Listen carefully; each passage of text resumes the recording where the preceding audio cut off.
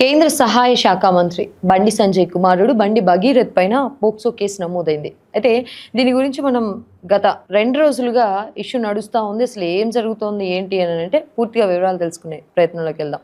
అయితే ఒక 17 ఏళ్ల అమ్మాయితో సాన్నిహిత్యం సంబంధం పెంచుకున్నటువంటి బండి భగీరథ్ ఎవరైతే ఉన్నారో బండి సంజయ్ కుమారుడు, ఆమెతో మద్యం తాగించి మరి ఆమె పైన లైంగిక దాడి చేసినట్లు పోక్సో కేసు నమోదు చేయడం జరిగింది. ఆ బాలికి సంబంధించినటువంటి తల్లిదండ్రులు ఒక విషయం వినిపిస్తా ఉంది.